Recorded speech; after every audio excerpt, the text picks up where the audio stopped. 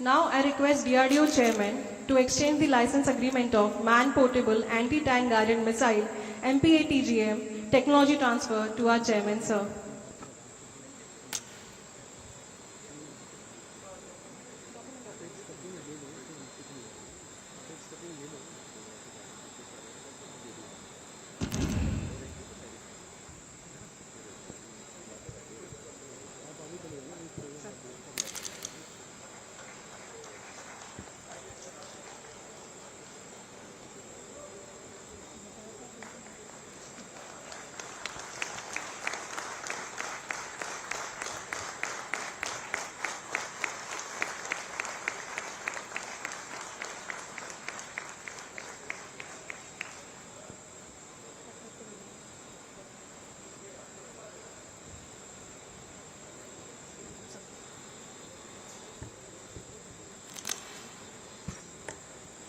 अब मैं माननीय रक्षा मंत्री जी से विनम्र निवेदन करना चाहती हूँ कि वे अपने आशीर्वचनों से हमें उद्बोधित करें। आदरणीय श्री राजनाथ सिंह जी।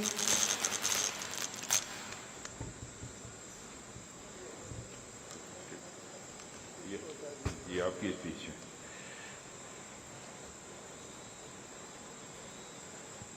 बोलते समय कोरोना प्रोटोकॉल को तो तोड़ा जा सकता है।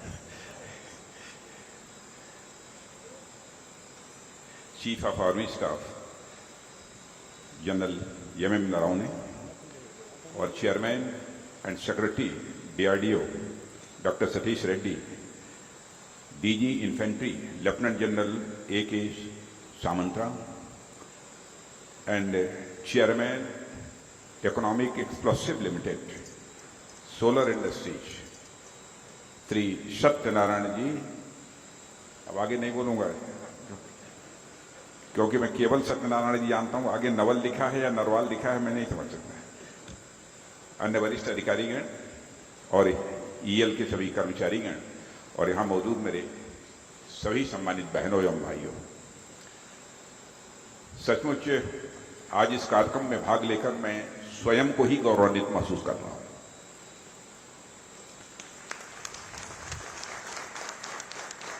और जिस समय सत्यनारायण जी बोल रहे थे उनकी एक एक बात को मैं बहुत ही गौर से सुन रहा था और मैं कह सकता हूं कि सत्यनारायण जी ने जो करिश्मेटिक काम किया है DRDO के सहयोग से, उसकी जितनी सराहना की जाए वह कम है।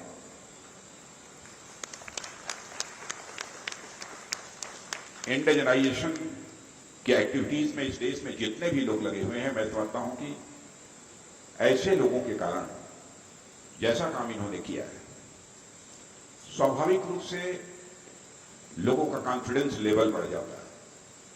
करिश्मेटिक काम किया है और आज इस DRDO के टर्मिनल बैलिस्टिक रिसर्च लैब की सहायता से मेसर्स इकोनॉमिक एक्सप्लोसिव लिमिटेड द्वारा निर्मित मल्टी मोड हैंड ग्रेनेड भारतीय सेना को सौंपा गया है। मेरी सब जब बात हो रही थी तो आर्मी चीफ MM नरावने ने भी इसकी प्रशंसा की, इस ग्रेनेड की। अब जब आर्मी इसकी प्रशंसा कर रही है तो इसका मतलब कि इसमें कहीं पर किसी प्रकार का कोई खोट नहीं है, किसी प्रकार की कोई कमी नहीं। और यह जैसा अवसर है, इस अवसर पर आप सब लोगों के बीच मौजूद होकर सचमुच मुझे बेहद खुशी हो रही है। और यह ग्रेनेड जो तैयार हुआ है, यह प्राइवेट सेक्टर के द्वारा तैयार हुआ है, गवर्नमेंट का कोई लेना देना नहीं। और इतना ही नहीं, मैं मानता हूं कि रक्षा क्षेत्र में पब्लिक और प्राइवेट सेक्टर की साझेदारी की अपने में एक बहुत बड़ी मिसाल है। इस रूप में मैं इसे देखता हूं। इसलिए इस आयोजन से जुड़े जितने भी आप सभी भाई बहन हैं, सबको मैं अपनी तरफ से तहे दिल हार्दिक बधाई भी देता हूं और साथ ही साथ मैं आप सभी को अपनी शुभकामनाएं भी देता हूं। और मुझे बताया गया है कि यह ग्रेनेड मौजूदा ग्रेनेड से कहीं ज्यादा घातक है।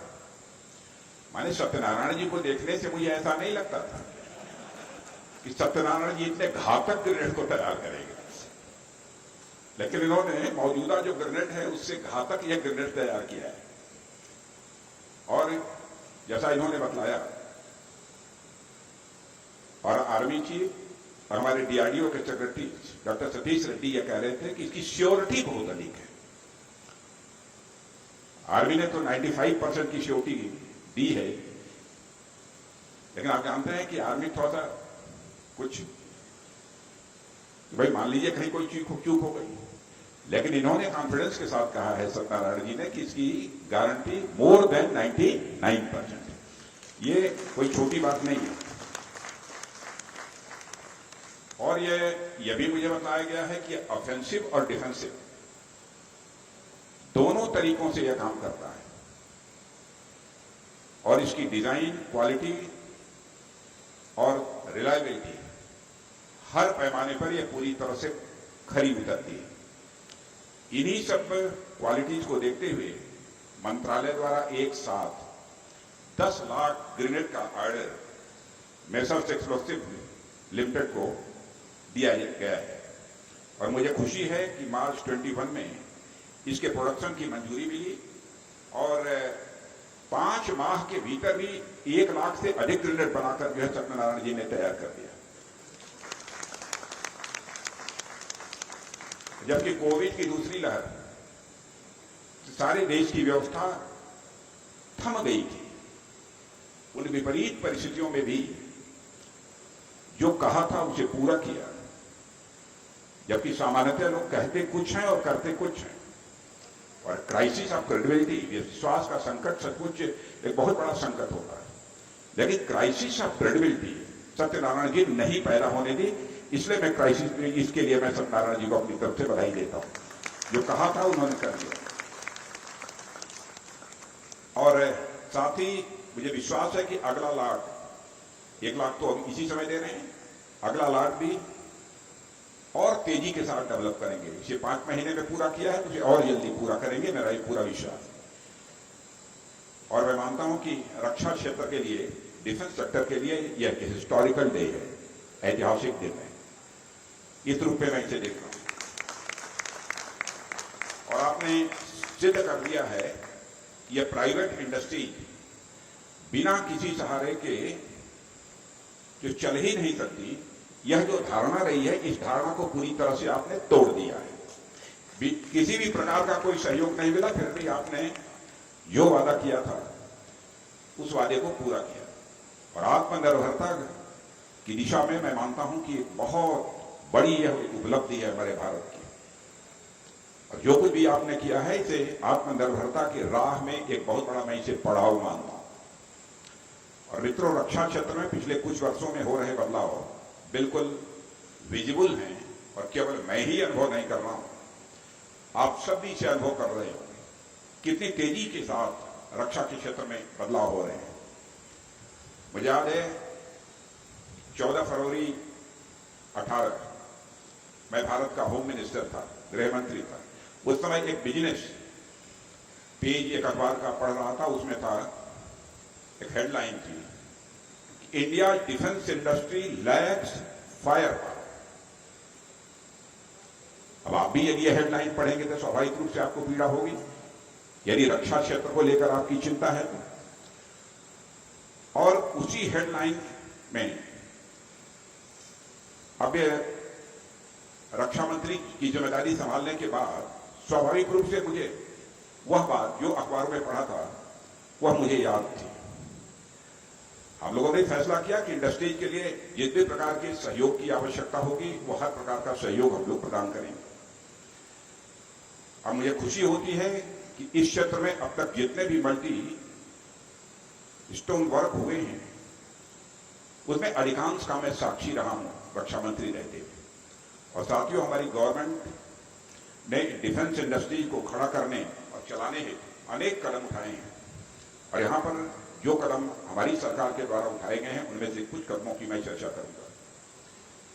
आप सभी जानते हैं कि किसी भी इंडस्ट्री को मजबूत करने के लिए इंफ्रास्ट्रक्चर उसकी यह पहली आवश्यकता होती है, और इसको ध्यान में रखकर हमारे प्रधानमंत्री जी ने यह फैसला किया कि इस देश में 2 डिफेंस कॉरिडोर स्टैब्लिश किए जाएंगे। एक डिफेंस कॉरिडोर उत्तर प्रदेश में होगा तो दूसरा डिफेंस कॉरिडोर जो है तमिलनाडु में होगा।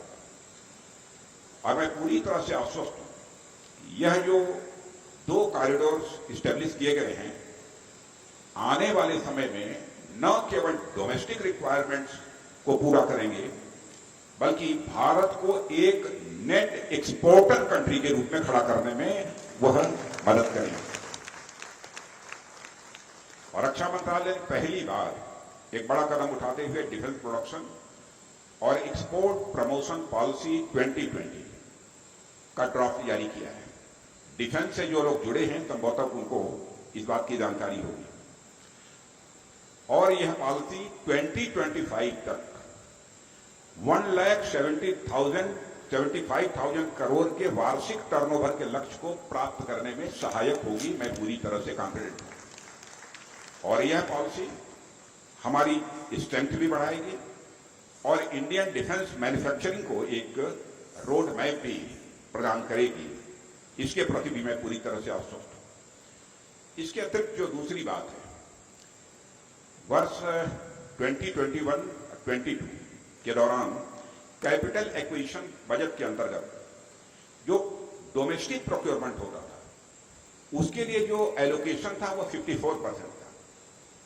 लेकिन आपको जानकर खुशी होगी कि हमारे मंत्रालय ने उसको 54% से बढ़ाकर 64% कर दिया है कि अब जो कुछ भी डोमेस्टिक प्रोक्योरमेंट होगा पूरे कैपिटल बजट का 64% ये प्रोक्योरमेंट होगा डोमेस्टिक। और इसी तरह पहली बार के लिए डोमेस्टिक डिफेंस इंडस्ट्री का 15% प्रोक्योरमेंट प्राइवेट सेक्टर इंडस्ट्री के लिए कर दिया गया है। स्वदेशी रक्षा उपकरणों के डिजाइन और डेवलपमेंट को बढ़ावा देने के लिए बाई इंडियन और इंडियन IDDM यानी Indian design develop and manufacture, यह जो कैटेगरी है इसको कैपिटल इक्विपमेंट्स की खरीद के लिए टॉप प्रायोरिटी हमारे यहाँ दी गई है। बिजनेस को भी बढ़ावा देने के लिए, क्योंकि ईज ऑफ डूइंग बिजनेस का भी होना यह आवश्यक है, वो बढ़ावा देने के लिए अपने प्रयासों में मंत्रालय ने सेल्फ सर्टिफिकेशन प्रदान करने की भी एक स्कीम आरंभ की है। और इसके तहत कंपनियां जब थर्ड पार्टी एजेंसीज की सर्टिफिकेशन प्राप्त कर सकेंगी और अब तक 10 कंपनियों को सेल्फ सर्टिफिकेशन का यह दर्जा भी दिया जा चुका है। आप सबको समाचार पत्रों के माध्यम से भी इस बात की जानकारी मिली होगी कि हमारा भारत दुनिया में केवल वेपन्स, एमिनिशंस, प्लेटफॉर्म्स इनके मामले में केवल एक इंपोर्टर कंट्री के रूप में ही न पहचाना जाए बल्कि भारत एक एक्सपोर्टर कंट्री के रूप में इस इंटरनेशनल कम्युनिटी में विराजत करना चाहिए। इसलिए हम लोगों ने 209 ऐसे पॉजिटिव आइटम्स की एक लिस्ट तैयार की है और तय किया है। कुछ आइटम्स 2021 तक, कुछ आइटम्स 2022 तक, कुछ 23 तक, कुछ 24 तक, यानी हम उसके बाद ये 209 आइटम्स जिनकी पॉजिटिव लिस्ट तैयार की है हम किसी भी सूरत में दुनिया के किसी दूसरे देश से इंपोर्ट नहीं करेंगे। ये हम लोगों का है, क्योंकि जब तक डिटर्मिनेशन न हो, जब तक कन्विक्शन न हो, तब तक किसी लक्ष्य को हासिल नहीं किया जा सकता। इसलिए यह करना आवश्यक था। और यह घोषणा जो हम लोग ने की है उसके परिणाम स्वरूप डोमेस्टिक जो हमारे वेंडर्स हैं उनके अंदर भी एक चोटी आई है। और एक और कदम उठाया हम लोगों ने, 41 जो हमारी ऑर्डिनेंस फैक्ट्री थी उनके कॉर्पोरेटाइजेशन का फैसला हम लोगों ने किया है ताकि वो अधिक प्रभावी भूमिका निभा सकें, वो मोर इफिशियंट बन सके। यही उद्देश्य था। और मुझे यहां कहते हुए खुशी है, नेशनल सिक्योरिटी को लेकर ऑर्डिनेंस फैक्ट्री बोर्ड में काम करने वाले हमारे कर्मचारियों की भी कितनी प्रतिबद्धता यानी किस हद तक का कमिटमेंट है कि 41 ऑर्डिनेंस सेफ्टी बोर्ड की इंडस्ट्री का कार्पोरेटाइजेशन करने का फैसला कर लिया हम लोगों ने, और हमारे ओएफपी के कर्मचारियों ने कोई आंदोलन नहीं किया। लोग कहते थे बड़ा आंदोलन हो, बहुत चैलेंजेस सामने आएंगे, लेकिन हमारे कर्मचारियों ने होने नहीं दिया। मैं यहां पर अपने ऑर्डिनेंस फैक्ट्री बोर्ड के भी कर्मचारियों को बधाई देना चाहता हूं। सरकार का एक ये भी फैसला है जिसकी आपकी को इस बात की जानकारी होगी, फॉरेन डायरेक्ट इन्वेस्टमेंट 74% ऑटोमेटिक रूप से होगा और 100% गवर्नमेंट रूप से होगा। यह भी हमारी सरकार का फैसला है। स्वाभाविक रूप से यह फैसला जो फॉरेन मैन्युफैक्चरर्स हैं उनको भारत में इन्वेस्टमेंट करने के लिए वो आकर्षित करेगा। जो सरकार ने आत्मनिर्भरता के लक्ष्य को प्राप्त करने के लिए प्रयास किए हैं उनकी एक लंबी लिस्ट है, इसलिए बहुत विस्तार में जाकर उसकी चर्चा करने का कोई औचित्य नहीं। लेकिन एक और महत्वपूर्ण कदम है जिसकी मैं यहां चर्चा करना चाहूंगा, वह डिफेंस इंडस्ट्री का बैकबोन है, वह है डीआरडीओ। डीआरडीओ जिसके कि यहां पर सेक्रेटरी डॉक्टर सतीश रेड्डी बैठे हुए हैं, और डीआरडीओ के द्वारा टेक्नोलॉजीज का ट्रांसफर करना यह बहुत बड़ी बात है, क्योंकि टेक्नोलॉजीज की अहमियत कितनी बढ़ती जा रही है यह आप सबको बताने की आवश्यकता नहीं है। और मैं कह सकता हूं कि प्राइमरी नेसेसिटी है किसी भी इंडस्ट्री की, प्राथमिक आवश्यकता है किसी इंडस्ट्री की, और इस टेक्नोलॉजी को ट्रांसफर करने का काम डीआरडीओ ने किया है। और आप इस सच्चाई को भी जानते होंगे, दुनिया में उन्हीं देशों का प्रभुत्व है जो टेक्नोलॉजी के मामले में आगे हैं अथवा जिनका टेक्नोलॉजी के ऊपर प्रभुत्व है, उन्हीं का बोलबाला है। क्योंकि आजकल टेक्नोलॉजी बहुत जल्दी ही आउटडेटेड हो जाती है, इसलिए इस क्षेत्र में वर्चस्व बनाए रखने के लिए भी बहुत खर्च करना पड़ता है। ये बहुत एक्सपेंसिव काम हो गया है। और मुझे बताया गया है कि इंडस्ट्री अपनी रिसर्च एंड डेवलपमेंट में कई बार तो 80% 90% खर्च कर देती है, और प्रोडक्ट्स की कास्ट बामुश्किल 10 to 20% होती है। ऐसे में नई इंडस्ट्रीज के लिए टेक्नोलॉजी डेवलप करना ये बहुत मुश्किल काम होता है, लेकिन इस काम को हमारा डीआरडीओ तो कर ही रहा है, और इस देश की अब कुछ इंडस्ट्रीज भी इस काम को करने लगी है। ऐसे में सरकार द्वारा टेक्नोलॉजी का ट्रांसफर करना सचमुच एक बड़ी बात है, और प्राइवेट सेक्टर की कंपनियों के लिए इनक्यूबेटर की भूमिका निभाते हुए डीआरडीओ ने निःशुल्क बिना पैसे के टेक्नोलॉजी को ट्रांसफर किया है। निःशुल्क टेक्नोलॉजी का ट्रांसफर, टेस्टिंग फैसिलिटेशन का एक्सेस तथा 450 से अधिक पेटेंट्स का फ्री एक्सेस ये प्रदान किया है। और स्वाभाविक है कि हमारी इंडस्ट्री की समय और ऊर्जा, और केवल समय और ऊर्जा में ही नहीं बल्कि लागत में भी काफी कमी आएगी, काफी बचत होगी। और इसके साथ ही टेक्नोलॉजी डेवलपमेंट फंड के तहत 10 करोड़ रुपए तक की अपफ्रंट फंडिंग का भी प्रोविजन डीआरडीओ द्वारा किया गया है। नई टेक्नोलॉजी को इनोवेट करने, डिफेंस और एरोस्पेस की जुड़ी समस्याओं को हल करने और स्टार्टअप लाने के उद्देश्य से इनोवेशंस फॉर डिफेंस एक्सलेंस, जिसे आईडेक्स के नाम से आप जानते हैं कि बहुत ही पॉपुलर वर्ड हो चुका है आईडेक्स, वह भी हम लोगों ने लॉन्च किया है।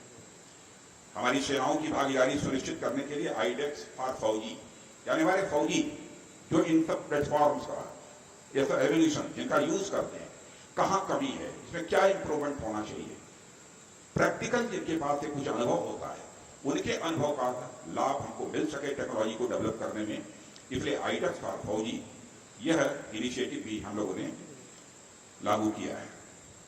सरकार द्वारा उठाए इन कुछ कदमों से प्राइवेट इंडस्ट्री स्वाभाविक है उत्साह में आई हैं, और रक्षा के क्षेत्र में और भी प्राइवेट इंडस्ट्री आ रही हैं, और उसका परिणाम यदि देखना है तो हम स्वयं यहाँ पर जो हमारी इकोनॉमिक एक्सप्लोसिव लिमिटेड है उसको एक मिसाल के रूप में देख सकते हैं।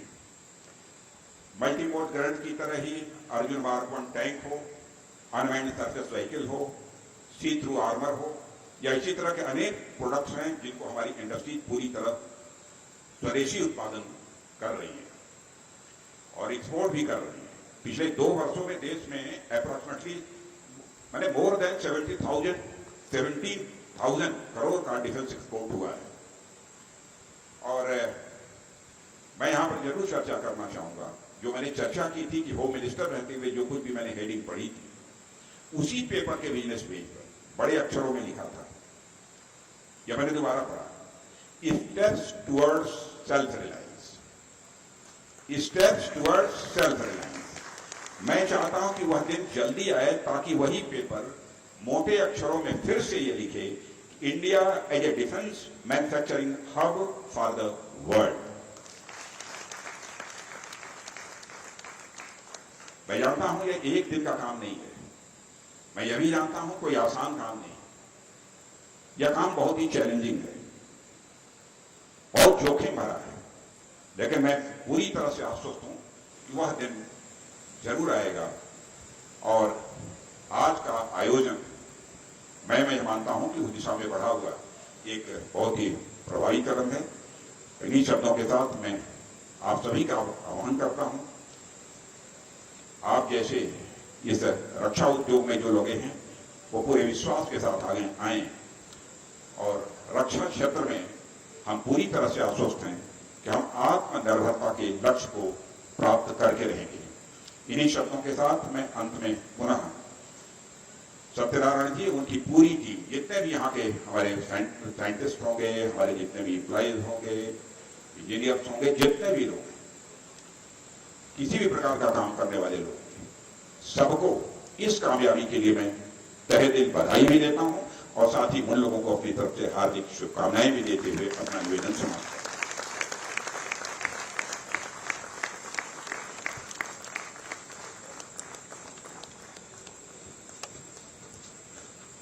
आपका बहुत बहुत धन्यवाद सर। अब मैं MD and CEO Shri Manish ji Nuwal से आग्रह करती हूँ कि वे अतिथियों का आभार ज्ञापित करें।